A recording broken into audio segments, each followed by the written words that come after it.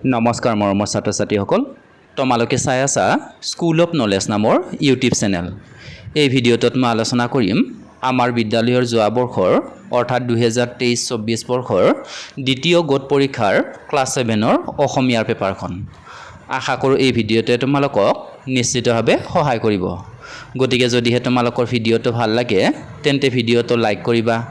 যদি তোমালোকে কিবা বস্তু বুজি নোপোৱা কমেণ্ট বক্সত জনাবা আৰু তোমালোকৰ বন্ধু বান্ধৱীসকলৰ সৈতেও ভিডিঅ'টো শ্বেয়াৰ কৰিবা। আমাৰ দ্বিতীয় গোট পৰীক্ষাৰ প্ৰশ্ন কাকতখন 3 ঘণ্টাৰ আছিল 100 নম্বৰৰ। গতিকে তোমালোকে ধৈৰ্য সহকাৰে এই ভিডিঅ'টো আৰম্ভণিৰ পৰা শেষলৈকে অতি মনোযোগেৰে চাবা। ইয়াৰে কুৱেশ্যন নম্বৰ 1ত জতুৱাৰ জট নামৰ কবিতাটোৰ কবি পৰিচয় দাঙি ধৰি কবিতাটোৰ আধাৰি মুখস্থ লিখিবলৈ দিছে। ইয়াৰ উত্তৰ হ'ব কবি পৰিচয়। জতুৱাৰ জট কবিতাটিৰ কবি হৈছে গগন চন্দ্ৰ অধিকাৰী। তেখেতৰ জন্ম হৈছিল 1941 চনৰ 1 জুন তাৰিখে ছয়গাঁৱৰ কাৱৈমাৰী সত্ৰত। তেখেতৰ দেউতাকৰ নাম আছিল পূৰ্ণচন্দ্ৰ অধিকাৰী আৰু মাকৰ নাম আছিল উদামিনী অধিকাৰী। 1957 চনত গগন চন্দ্ৰ অধিকাৰীয়ে মেট্ৰিক পৰীক্ষাত উত্তীৰ্ণ হৈ কটন কলেজৰ পৰা কলেজীয়া জীৱনৰ পাতনি মেলিছিল। 1962 চনত বি বৰুৱা মহাবিদ্যালয়ৰ পৰা তেখেতে BA পৰীক্ষাত উত্তীৰ্ণ হৈছিল। তেখেতে বীমা নিগমত চাকৰি জীৱনৰ আৰম্ভ কৰিছিল। তেখেতৰ জীৱনৰ প্ৰথমটো কবিতা সাদিনীয়া বাতৰি কাকতত প্ৰকাশিত হৈছিল। তেখেতে লিখা প্ৰথম কবিতাটোৰ নাম আছিল মিনতি। 1967 চনত তেখেতে অসম লোকসেৱা পৰীক্ষাতো উত্তীৰ্ণ হৈছিল। 2010 চনত তেখেতে সাহিত্য একাডেমী বাল পুৰস্কাৰ লাভ কৰিবলৈ সক্ষম হৈছিল। তেখেতৰ মৃত্যু হৈছিল 2020 চনৰ 30 ছেপ্টেম্বৰত 79 বছৰ বয়সত। এতিয়া লিখিবলৈ দিছে জতুৱাৰ জট নামৰ কবিতাটোৰ প্ৰথম আধাৰি। জতুৱাৰ জট। আকাশত চাং পতা নপতা ফুকনে, অহুকালে পহুকালে বহু কথা শুনে। আলাসৰ লাৰু খাই গা নচুৱাই, আতম তকাৰিটিও গাই বাই চায়। অকৰা উঠিলে মৈত লাগে হুৱা দুৱা, সাধ্য নাই কাৰো তাক সহজে নমোৱা। আকৰ গজালি হয় আপুতৰ পুত, খিতমিত আন্ধাৰত চবে দেখে ভূত। এই কবিতাটোৰ আধাৰি তোমালোকে ভালদৰে ধুনীয়াকৈ মুখস্থ কৰি ল'বা। ইয়াৰ পিছত কুৱেশ্যন নম্বৰ 2ত তলত দিয়া প্ৰশ্নকেইটাৰ শুদ্ধ উত্তৰসমূহ বিচাৰি উলিয়াই লিখিবলৈ দিছে। ইয়াৰে ক নম্বৰ দিছে তেজেৰে কমলাৱতী বৰগীতটিৰ কবি হৈছে, উত্তৰ হ'ব শ্ৰী শ্ৰী মাধৱদেৱ। খ নম্বৰ দিছে আছিক সম্প্ৰদায়ত সম্পত্তিৰ উত্তৰাধিকাৰী হয়, উত্তৰ হ'ব অপশ্যন 3 ছোৱালী। গ নম্বৰ দিছে ভাৰতবৰ্ষৰ ৰাষ্ট্ৰীয় জন্তুবিধ হৈছে, উত্তৰ হ'ব অপশ্যন 2 ঢেকীয়াপতীয়া বাঘ। খ নম্বৰ দিছে মাধৱদেৱৰ ৰচনাসমূহৰ ভিতৰত শ্ৰেষ্ঠ কীৰ্তি ৰচনা হৈছে, উত্তৰ হ'ব নামঘোষা। ঙ নম্বৰ দিছে আনন্দৰাম বৰুৱাৰ জন্ম হৈছিল, উত্তৰ হ'ব অপশ্যন 4 1850 চনৰ 21 মে তাৰিখে। প্ৰথম নম্বৰ দিছে জংকীয়ে পঢ়া বিদ্যালয়খনৰ প্ৰধান শিক্ষকগৰাকী আছিল, উত্তৰ হ'ব অপশ্যন 2 বিনোদ ওৰাং। দ্বিতীয় নম্বৰ দিছে শৈলবালাই ভুগি থকা বেমাৰটো হৈছে, উত্তৰ হ'ব অপশ্যন 1 মৃগী ৰোগ। বৰ্গীয় নম্বৰ দিছে মিছাইল মানৱ নামেৰে জনা যায়, উত্তৰ হ'ব অপশ্যন 4 আব্দুল কালামক। 6 নম্বৰ দিছে জতুৱাৰ জট কবিতাটিৰ কবিজনৰ নাম হৈছে, উত্তৰ হ'ব গগন চন্দ্ৰ অধিকাৰী। নিয় নম্বৰ দিছে ভাৰতীয় মূলৰ প্ৰথম মহিলা মহাকাশচাৰী, উত্তৰ হ'ব অপশ্যন 2 কল্পনা চাওলা। ইয়াৰ পিছত কুৱেশ্যন নম্বৰ 3ত তলৰ প্ৰশ্নবিলাকৰ চমু উত্তৰ লিখিবলৈ দিছে আৰু ইয়াৰে ক নম্বৰ সুধিছে যশোদাই কৃষ্ণক পোৱা কিয় যোগাইছিল, উত্তৰ হ'ব যশোদাই কৃষ্ণক পোৱা সুৰভি নামৰ গাইজনী চৰাবলৈ যোগাইছিল। কুৱেশ্যন নম্বৰ খ চহকী মানুহজন কোন দেশৰ আছিল, উত্তৰ হ'ব চহকী মানুহজন আছিক দেশৰ আছিল। কুৱেশ্যন নম্বৰ গ আনন্দৰাম বৰুৱাৰ ক'ত জন্ম হৈছিল, উত্তৰ হ'ব আনন্দৰাম বৰুৱাৰ জন্ম হৈছিল উত্তৰ গুৱাহাটীৰ ৰজাদুৱাৰত। কুৱেশ্যন নম্বৰ ঘ কবিয়ে কাৰ কলাত প্ৰথমে চকু মেলাৰ কথা কৈছে, উত্তৰ হ'ব কবিয়ে জনমভূমিৰ কলাত প্ৰথমে চকু মেলাৰ কথা কৈছে। কুৱেশ্যন নম্বৰ ঙত সুধিছে চিতা সম্পৰ্কে প্ৰচাৰ হোৱা উৰা বাতৰিটো কি মাধ্যমৰ যোগেদি প্ৰচাৰ হৈছিল, ইয়াৰ উত্তৰ হ'ব চিতা সম্পৰ্কে প্ৰচাৰ হোৱা উৰা বাতৰিটো ভ্ৰাম্যভাষ মাধ্যমৰ যোগেদি প্ৰচাৰ হৈছিল। কুৱেশ্যন নম্বৰ প্ৰথম নাচি থাকোঁতে কোন মূৰ্ছা গৈছিল? উত্তৰ হ'ব নাচি থাকোঁতে শৈলবালা মূৰ্ছা গৈছিল। কুৱেশ্যন নম্বৰ দ্বিতীয় মৈত উঠিলে সহজে কাক নমাব নোৱাৰি? উত্তৰ হ'ব মৈত উঠিলে সহজে অকৰাক নমাব নোৱাৰি। কুৱেশ্যন নম্বৰ বৰ্গীয়াজত সুধিছে সফলতাৰে ভাৰতৰ ভূমিত প্ৰথম উৎক্ষেপণ কৰা কৃত্ৰিম উপগ্ৰহটোৰ নাম কি? ইয়াৰ উত্তৰ হ'ব সফলতাৰে ভাৰতৰ ভূমিত প্ৰথম উৎক্ষেপণ কৰা কৃত্ৰিম উপগ্ৰহটোৰ নাম হৈছে ৰোহিণী। কুৱেশ্যন নম্বৰ কবিতাটোৰ মতে আকাশত চাং কোনে পাতে? উত্তৰ হ'ব কবিতাটোৰ মতে আকাশত চাং নপতা ফুকনে পাতে। কুৱেশ্যন নম্বৰ আব্দুল কালামৰ মতে শিশুৰ বাবে আদৰ্শ নায়ক কোন কোন? উত্তৰ হ'ব আব্দুল কালামৰ মতে শিশুৰ 15 বছৰ বয়সলৈকে পিতৃ মাতৃ প্ৰাথমিক আৰু হাইস্কুলৰ শিক্ষকসকল আদৰ্শ নায়ক। ইয়াৰ পিছত কুৱেশ্যন নম্বৰ 4 তলত উল্লেখ কৰা প্ৰশ্নবোৰৰ মাজৰ পৰা যিকোনো 6টাৰ উত্তৰ কৰিবলৈ দিছে। মই তোমালোকক ইয়াত গোটেইকেইটা প্ৰশ্নৰে উত্তৰবিলাক জনাই দিম, তোমালোকে ভালদৰে চাই যাবা। ইয়াৰে ক নম্বৰত সুধিছে বাপেকে ছোৱালীজনীক দিয়া বন কৰা পাট কাপোৰখনৰ বিশেষত্ব কি আছিল?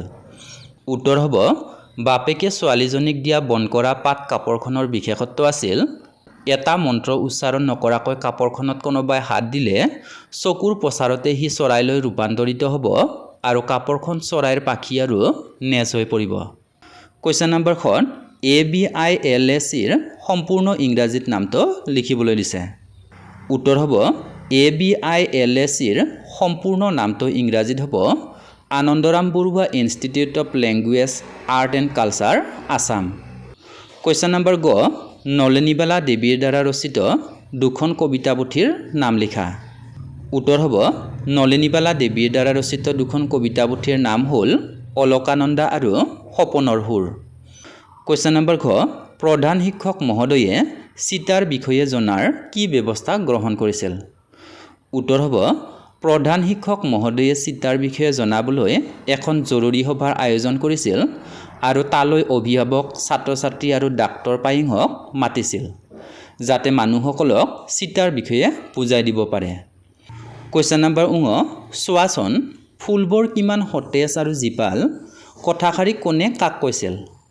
উত্তৰ হ'ব চোৱাচোন ফুলবোৰ কিমান সতেজ আৰু জীপাল উক্ত কথাষাৰ মালতীয়ে সোণমিলিক কৈছিল। কুৱেশ্যন নম্বৰ প্ৰথম সুধিছে ক্ৰিয়াপদ কেই প্ৰকাৰৰ আৰু কি কি সূত্ৰ লিখা।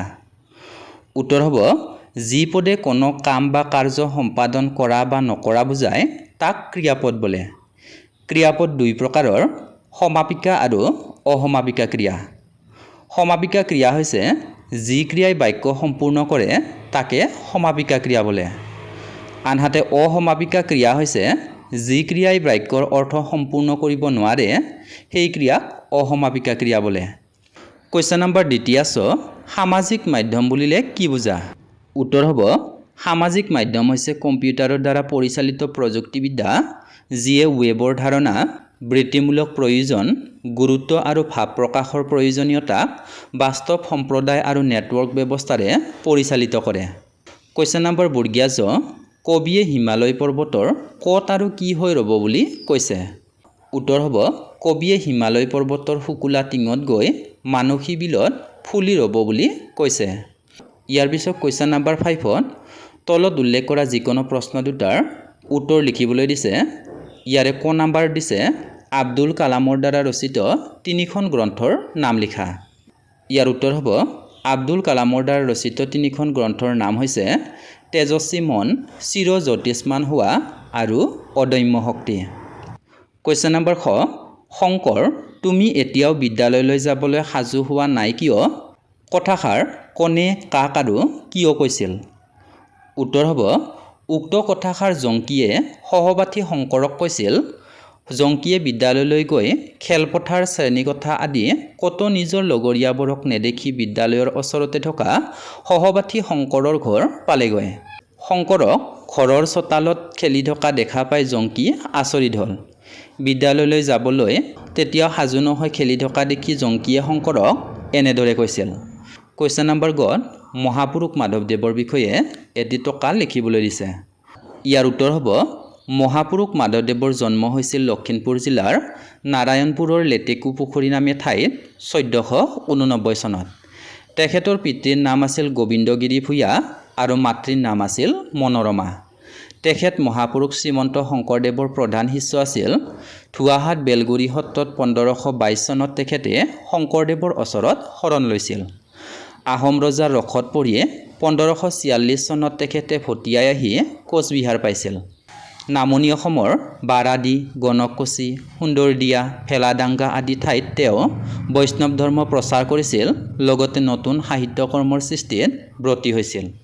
মহাপুৰুষ শংকৰদেৱে ইহলীলা সম্বৰণ কৰাৰ পাছত নৱবৈষ্ণৱ ধৰ্ম প্ৰচাৰৰ বাবে সম্পূৰ্ণ দায়িত্বভাৰ মাধৱদেৱে কাণ পাতি লৈ দক্ষতাৰে সেই কাৰ্য চলাই নিছিল।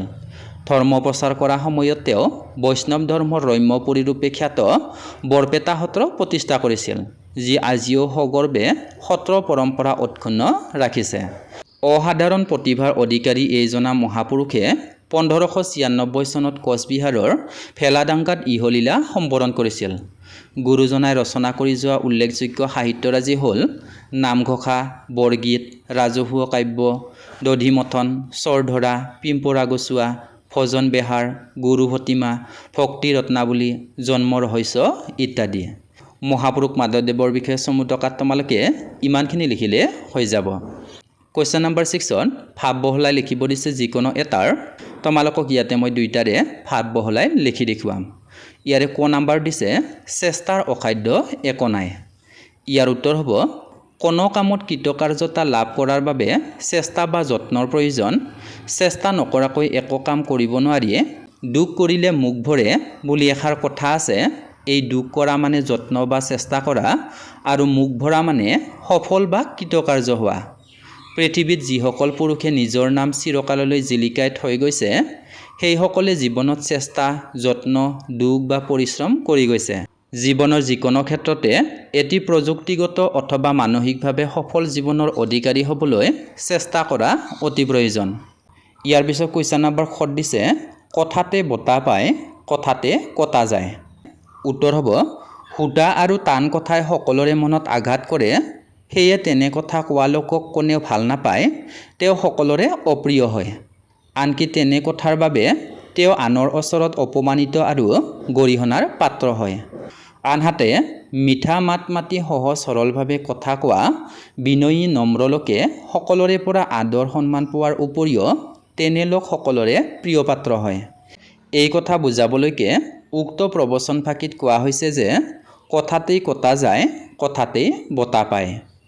ইয়াৰ পিছত কুৱেশ্যন নম্বৰ 7ত প্ৰসংগ সংগতি দৰ্শাই যিকোনো এটাৰ ব্যাখ্যা কৰিব দিছে। ইয়াৰে ক নাম্বাৰ দিছে আকাশৰ তৰা হৈ লাগি চাইৰম সেউজীয়া শুৱনি জেউতি। ইয়াৰ উত্তৰ হ'ব উক্ত কবিতাভাষী আমাৰ পাঠৰ অন্তৰ্গত নলিনীবালা দেৱীৰ দ্বাৰা ৰচিত জনমভূমি নামৰ কবিতাটিৰ পৰা তুলি দিয়া হৈছে। কবিতাভাষীৰ জৰিয়তে কবিয়ে তেওঁৰ কল্পনাপ্ৰৱণ মনৰ সুন্দৰ বহিঃপ্ৰকাশ কৰিছে। কবি নলিনীবালা দেৱীৰ আত্মিক দৃষ্টিভংগী অতি গভীৰ। তেখেতে নিজৰ মাতৃভূমিক যে নিজতকৈও বেছি ভাল পায়, তাৰেই কবিতাটিৰ জৰিয়তে প্ৰকাশ কৰিছে। তেখেতে কবিতাভাষীৰ জৰিয়তে আশা কৰিছে মৃত্যুৰ পিছত যেন আকাশৰ তৰা হৈ তীৰ বিৰাই থাকি পৃথিৱীৰ সেউজীয়া ৰঙৰ ধুনীয়া পোহৰক তেওঁ চাব পাৰে। কুৱেশ্যন নম্বৰ 7 দিছে কুসংস্কাৰ আৰু লোকনিন্দাৰ ভয়ত অনেক লোকে সন্তানৰ বেমাৰ লুকুৱাই ৰাখে, সময়ত ই হৈ গৈ সৰ্বনাশৰ মূল। উত্তৰ হ'ব উক্ত বাক্যশাৰী আমাৰ পাঠ্যপুথিৰ অন্তৰ্গত নকোৱাৰ পৰিণাম নামৰ পাঠটিৰ পৰা তুলি দিয়া হৈছে। সমাজত চলি থকা অন্ধবিশ্বাসৰ বশৱৰ্তী হৈ মানুহে বেমাৰ আজাৰ লুকুৱাই ৰাখে আৰু পাছলৈ এনে ৰোগ দুৰাৰোগ্য ৰোগত পৰিণত হয়। এই প্ৰসংগতে ডাক্তৰ পেগুৱে উক্ত কথাষাৰ কৈছিল। পাঠত শৈলবালা নৃত্যৰতা অৱস্থাত যেতিয়া হঠাৎ মূৰ্ছা গৈ বাগৰি পৰিছিল, তেতিয়া ডাক্তৰ পেগুৱে চিকিৎসা কৰাত শৈলবালাৰ মেগী ৰোগটো ধৰা পৰিছিল। শৈলবালাৰ ৰোগটোৰ কথা মাক দেউতাকে গম পাইছিল, কিন্তু লোকনিন্দাৰ ভয়ত লুকুৱাই ৰাখিছিল। অন্ধবিশ্বাসৰ বাবে বহু সময়ত মানুহে বেমাৰ আজাৰ লুকুৱাই ৰাখে, পাছলৈ গৈ এনেবোৰ ৰোগ দুৰাৰোগ্য বেমাৰত পৰিণত হয়। ইয়াৰ পিছত কুৱেশ্যন নম্বৰ 8ত তলত উল্লেখ কৰা শব্দবিলাকৰ অৰ্থ লিখিবলৈ দিছে। ইয়াৰ উত্তৰ হ'ব, ইয়াৰ প্ৰথমতে দিয়া আছে ৰয়নী। ৰয়নী মানে হৈছে ৰজনী বা নিশা। তাৰপিছত দিয়া আছে আলাসৰ লাড়ু। ইয়াৰ অৰ্থ হৈছে অতি মৰমৰ। তাৰপিছত দিয়া আছে দেখনীয়াৰ। ইয়াৰ অৰ্থ হৈছে সুঠাম বা দেখিবলৈ ধুনীয়া। তাৰপিছত দিয়া আছে পক্ষী। ইয়াৰ অৰ্থ হৈছে চৰাই। তাৰপিছত দিয়া আছে মৰম। ইয়াৰ অৰ্থ হৈছে চেনেহ। তাৰপিছত দিয়া আছে গদ গৰু। ইয়াৰ অৰ্থ হৈছে অতি মূৰ্খ। আৰু শেষত দিয়া আছে ফুকন। ইয়াৰ অৰ্থ হৈছে অলংকাৰ। কুৱেশ্যন নম্বৰ 9ত তলত উল্লেখ কৰা শব্দবিলাকৰ বিপৰীতাৰ্থক শব্দবিলাক লিখিবলৈ দিছে। ইয়াৰ উত্তৰ হ'ব, ইয়াৰ প্ৰথমতে দিয়া আছে পোহৰ। পোহৰৰ বিপৰীত হৈছে আন্ধাৰ। তাৰপিছত দিয়া আছে কৃত্ৰিম। কৃত্ৰিমৰ বিপৰীত হৈছে অকৃত্ৰিম। তাৰপিছত দিয়া আছে দুখীয়া। দুখীয়াৰ বিপৰীত হৈছে ধনী। আৰু শেষত দিয়া আছে আৰম্ভ। আৰম্ভৰ বিপৰীত হৈছে সামৰণি।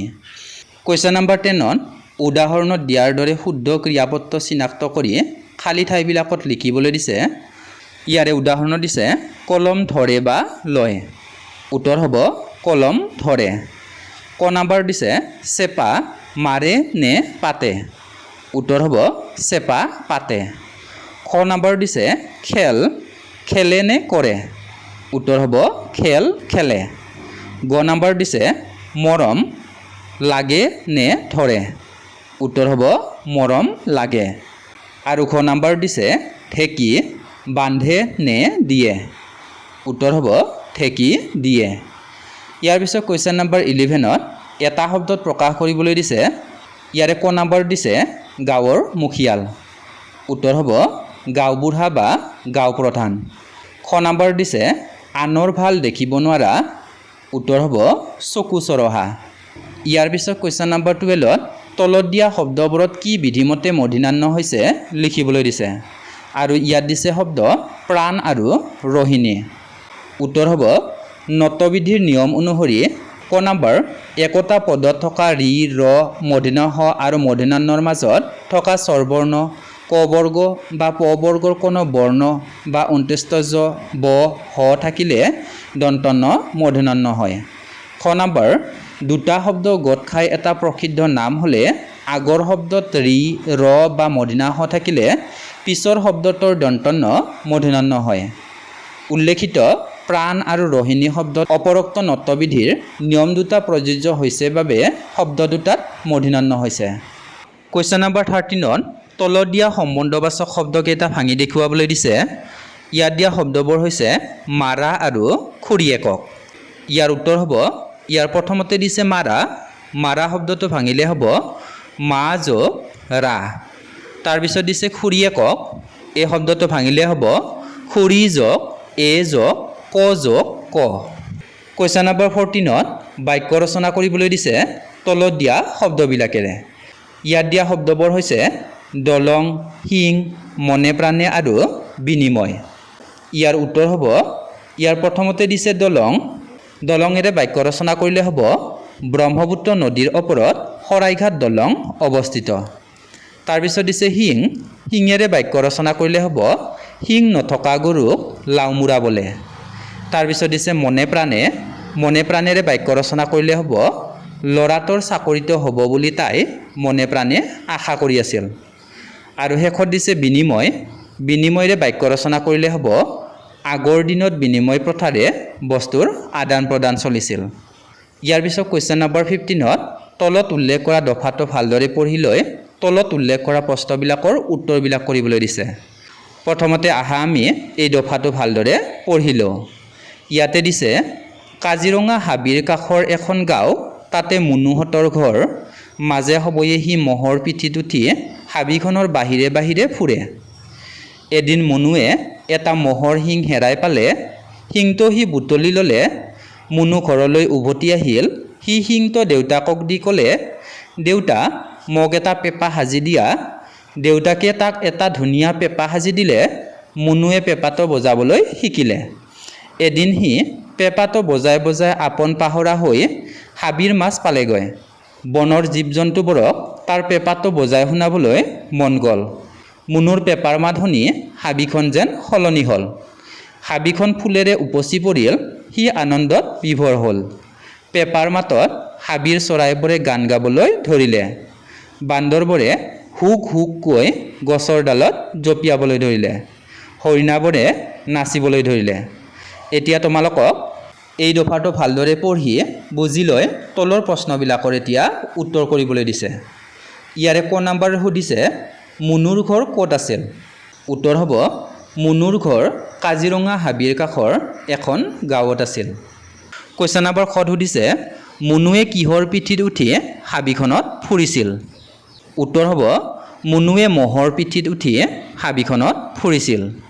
কুৱেশ্যন নম্বৰ গ হাবিখনত মুনুৱে কি বস্তু পাই বুটলি লৈছিল? উত্তৰ হ'ব হাবিখনত মুনুৱে এটা মহৰ শিং পাই বুটলি লৈছিল। খ নম্বৰ কুৱেশ্যনত সুধিছে মুনুক দেউতাকে কি সাজি দিছিল? উত্তৰ হ'ব মুনুক দেউতাকে এটা মহৰ শিঙৰ পেঁপা সাজি দিছিল। কুৱেশ্যন নম্বৰ ঙত সুধিছে দেউতাকক মুনুৱে কি সাজি দিবলৈ কৈছিল? উত্তৰ হ'ব দেউতাকক মুনুৱে এটা পেঁপা সাজি দিবলৈ কৈছিল। কুৱেশ্যন নম্বৰ প্ৰথম চ মুনুৰ পেঁপাটো কাক বজাই শুনাবলৈ মন গৈছিল? উত্তৰ হ'ব মুনুৰ পেঁপাটো বনৰ জীৱ জন্তুবোৰক বজাই শুনাবলৈ মন গৈছিল। আৰু কুৱেশ্যন নম্বৰ দ্বিতীয় চত সুধিছে মুনুৰ পেঁপাৰ মাতত হাবিখনৰ জন্তুবোৰে কি কৰিছিল লিখা? উত্তৰ হ'ব মুনুৰ পেঁপাৰ মাতত হাবিৰ চৰাইবোৰে গান গাবলৈ ধৰিছিল, বান্দৰবোৰে হুক হুককৈ গছৰ ডালত জঁপিয়াইছিল আৰু হৰিণাবোৰে নাচিবলৈ ধৰিছিল। ইয়াৰ পিছত কুৱেশ্যন নম্বৰ 15 তথা এই পেপাৰখনৰ লাষ্ট কুৱেশ্যনত দিছে মৌখিক আৰু প্ৰকল্প, যিটো আমাৰ বিদ্যালয়ৰ ছাৰ বাইদেউসকলে ছাত্ৰ ছাত্ৰীসকলক দিছিল। তোমালোক সকলোৱে ভিডিঅ'টো আৰম্ভণিৰ পৰা শেষলৈকে ইমান মনোযোগেৰে চাই থকাৰ বাবে তোমালোকক মই ধন্যবাদ জনালোঁ।